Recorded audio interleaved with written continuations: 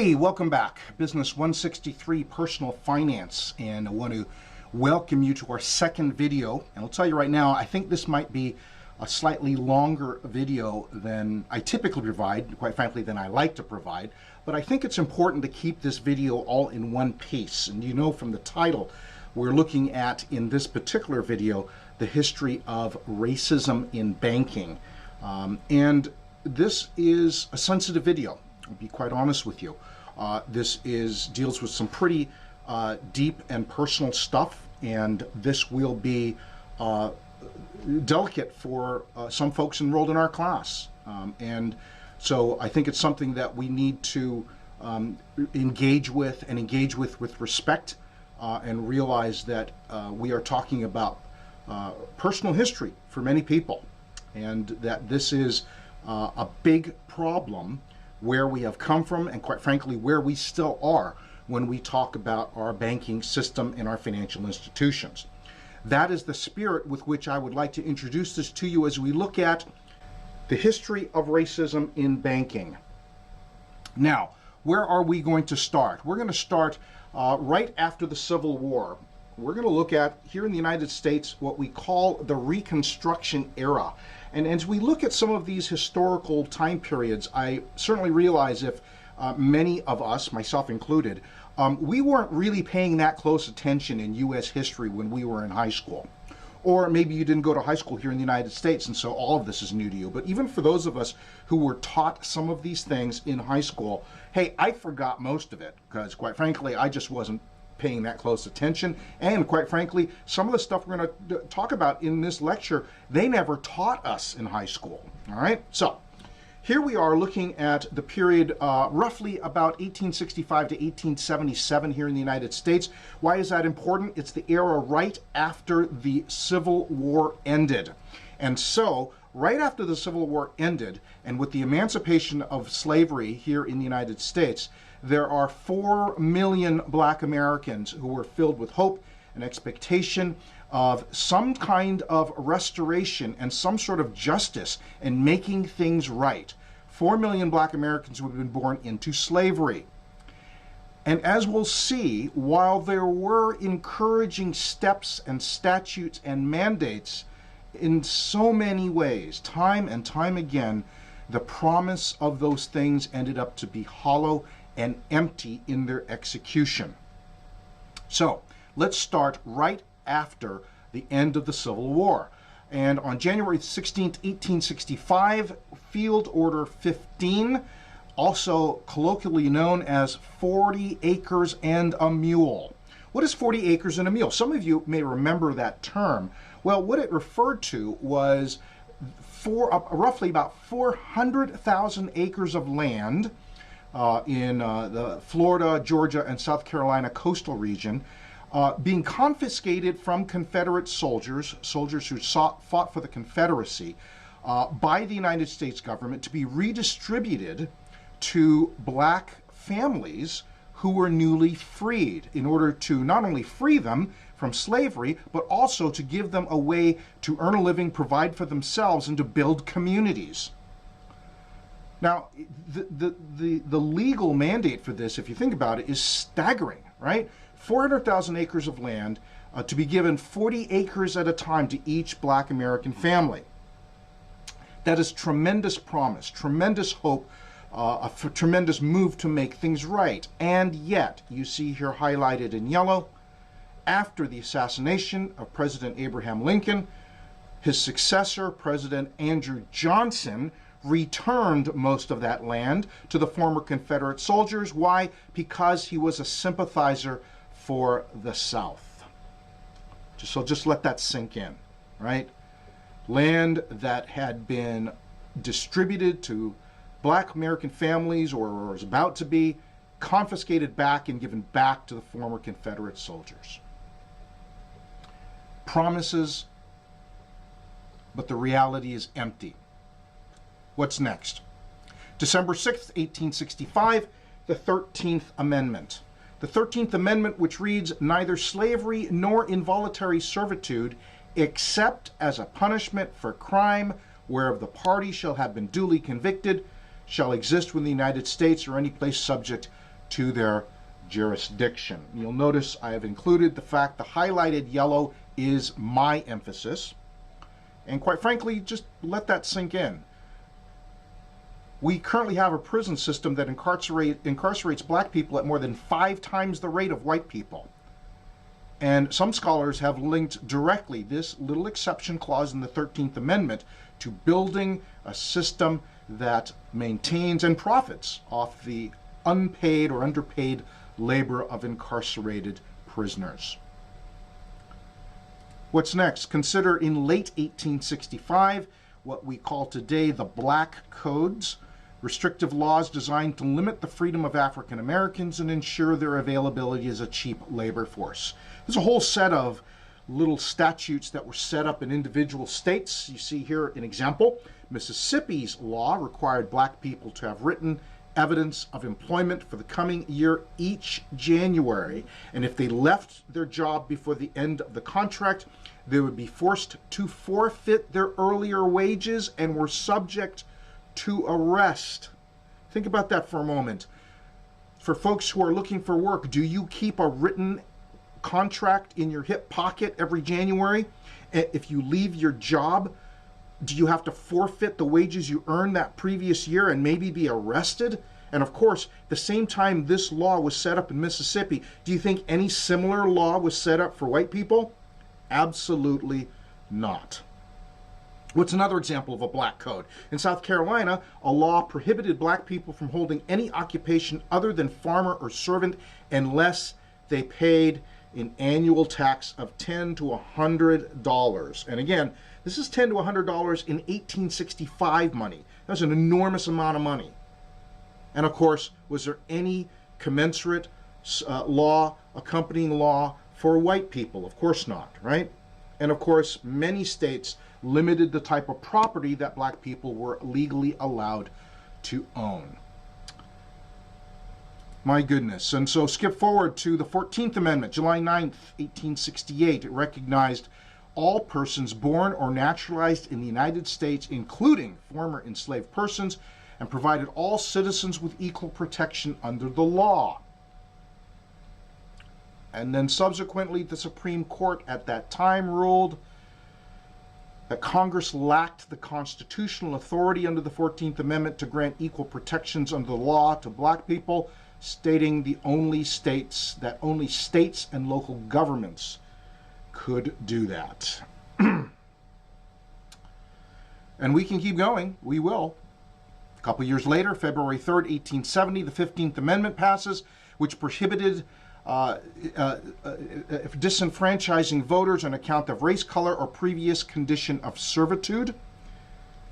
And yet the amendment left open the ability for individual states to institute voter qualifications, and many former Confederate states did just that, instituting poll taxes, literacy tests, all sorts of other qualifications which were intended and successfully disenfranchised the newly freed.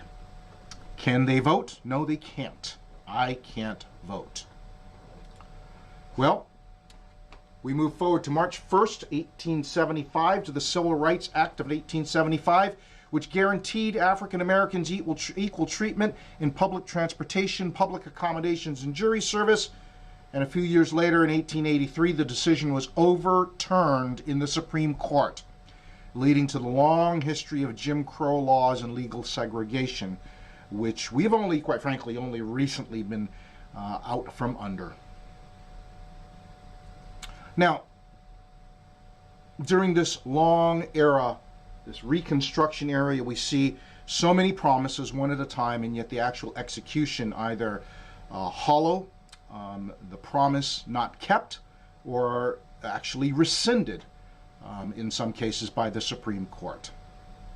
Well, were there any bright lights? Let's keep looking. Well, there is something called the Freedman's Bank, chartered in 1865, specifically, a bank specifically chartered for newly freed slaves to get access to banking and banking services. Why? Because as we will see, banking services provides ways to not only save money, but eventually for people to acquire and build wealth. If that's misspelled in the slide, sorry about that, to acquire wealth.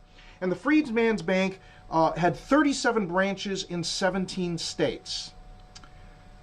And after a pretty dedicated effort to get newly freed slaves to deposit funds in the Freedman's Bank, many depositors were only able to put in a few cents, but still eventually over $66 million in total deposits from 70 million depositors. Now, interestingly, most accounts were individual accounts were less than $50 in the balance, but yet in the aggregate, $66 million in total deposits. And yet, in 1873, as happens from a cyclical way here in our economy, a Great Depression hit in 1873, and the Freedman's Bank was not FDIC insured, and as a result, depositors lost their deposits. About half of depositors only received 75 cents on the dollar, and the other half received nothing.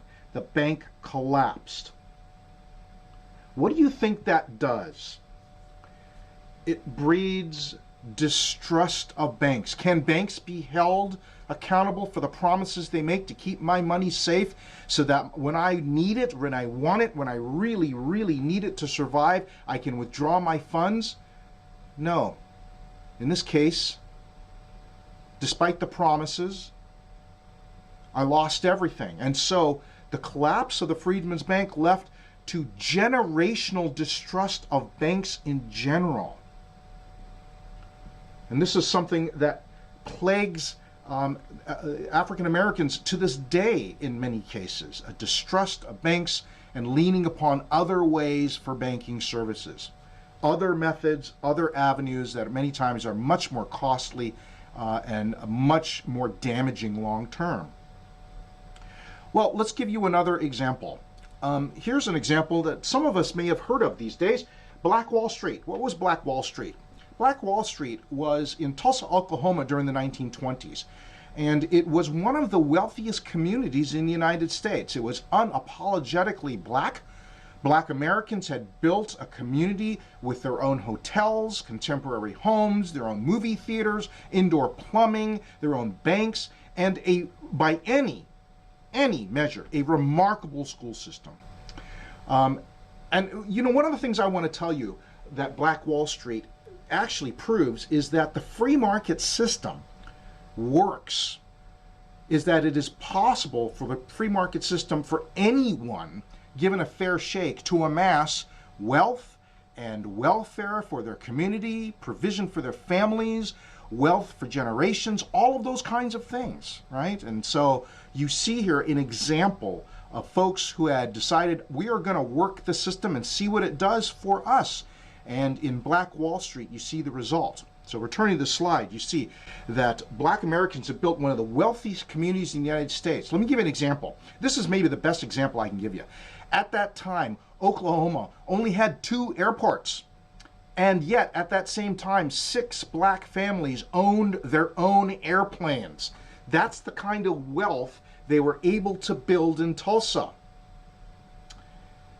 And then in 1921, the Tulsa Race Massacre. Now, I have referenced an individual video, a short little 5-6 minute video that will give you some of the highlights, or at least the overarching look at what happened during the Tulsa Race Massacre. Now, you'll see sometimes that referred to as the Black Wall Street riots, and as one of the narrators in that short video reminds us, it wasn't a riot. There were no black folks rioting. There was simply a race massacre. And they burned Black Wall Street to the ground. Sometimes the only way to keep a good man down is at the point of a gun and a torch. Sometimes that's what it takes. And you see here that's exactly what happens in Black Wall Street. Well, what about today? Today, we still face a system that promotes predatory lending, systemic racism in home lending, and home ownership. This is the bar graph that I've given you, mortgage denial rates by race. and controlled for income. Okay, so we've adjusted these numbers for income, but you see here, the denial rate of mortgage applications for white applicants is about 9%, for Asian applicants about 12%, for black applicants, after adjusting for income, more than twice as high as for white applicants. In fact, you see there, second bullet point, African Americans are more than twice as likely to have their mortgage application denied after adjusting for income, and African American and Hispanic homebuyers are respectively 105% and 78% more likely to use high-cost mortgages for their home purchases, putting them at a far greater risk of foreclosure. This is the system, we're not talking about the 1800s. This is a system we have today in 2021. This is the history and the legacy of racism in banking that we still are struggling with. So what does that mean for us? Well, it means for us we have to look at these things with both eyes wide open. We have to understand our banking system, while it has done many, many good things and provides many opportunities for us, it is also a system that has historical roots in bias, privilege, and the creation and maintenance of a class of haves versus a class of have-nots.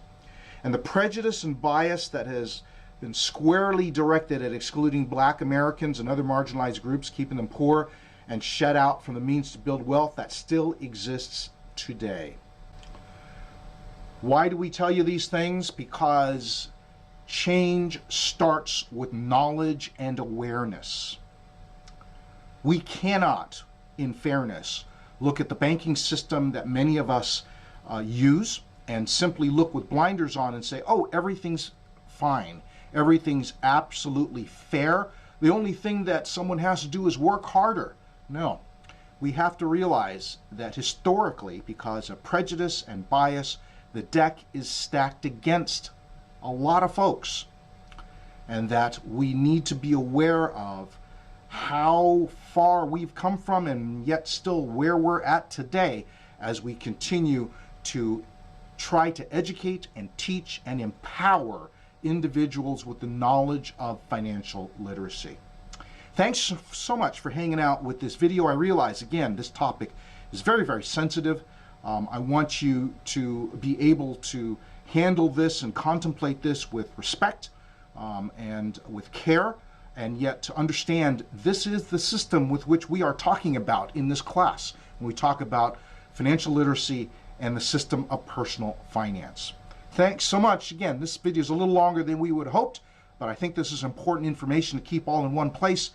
Other information also in the supplemental videos and reading. Take care. We'll see you in the next video.